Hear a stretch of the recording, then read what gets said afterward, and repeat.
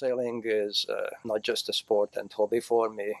It became a lifestyle. And the boats and sailing itself became a kind of special vehicle for me to spread this fever and especially impact or influence the youngsters. I'm using sailing as a kind of special tool to reconnect the people in my surrounding with nature and hopefully get a really healthy relationship with nature and with our globe. Istvan will be sailing under the burgee of the Swanaka Corinthian Yacht Club, which is a privately owned club in Oyster Bay, New York, founded in 1871, with a very proud tradition of sailing and seamanship. And so for Istvan to be continuing that tradition in this race is something that is a great privilege and something we're proud to do. Always had this kind of childhood dream, sailing like Chichester, who was the very first who did the one-stop solo circumnavigation, and in 1989 I finished the boat building, and in 1990 and 91 I did my first circumnavigation, which was a one-stop solo circumnavigation. The most challenging thing, there were so many. The first thing is always to get to the start. So the boat building took 2 years. Beside a lot of money, it's a lot of labor, a lot of work. But luckily the boat was well built and helped me through the more challenging things offshore. So let's say when I was knocked down, capsized in the middle of the Indian Ocean, it was not me, it was the well-built boat which helped me to survive. The longer leg was from Australia to Europe. That was 4 months, 18 days without stop.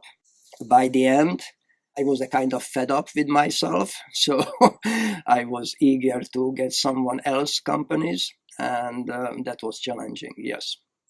It's interesting that when you get lucky or unlucky, it's depending on the point of view, is to accomplish your childhood dream, you become a kind of dreamless. So you need to create new ones. In 96, 97, Jimmy Cornell came up with this idea, organize a very unique round-the-world race, which was the Hong Kong Challenge. And it was a very different circumnavigation because we had a lot of stopovers.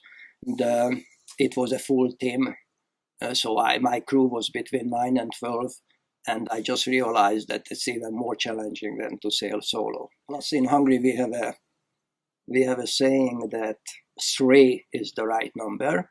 So I had 2 circumnavigations, 2 very different ones. So the one was missing for me in my bucket list is the solo non-stop.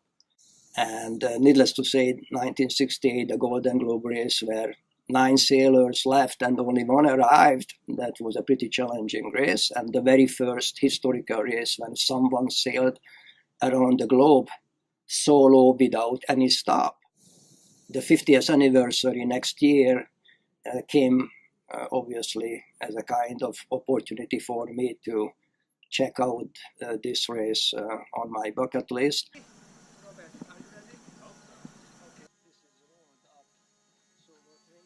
My name is Robert.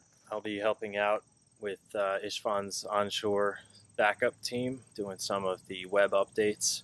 So throughout the race, as Istvan is sailing around the world, we'll still be giving regular updates. He'll be maintaining radio communication with people back at home. And through that, we'll be able to put updates on our website and in social media.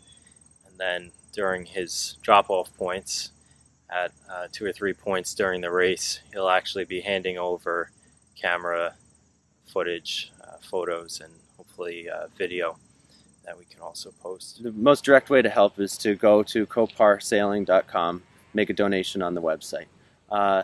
If you're not able to give monetarily, sharing it on all the available social media outlets, spreading the word about the race and about the challenge that Istvan is about to undertake and all that he's gone through so far. It's incredibly important that we give our sponsors as much exposure as we possibly can, and we encourage you to follow and look at their websites as well, and certainly share it with all of your friends and support us.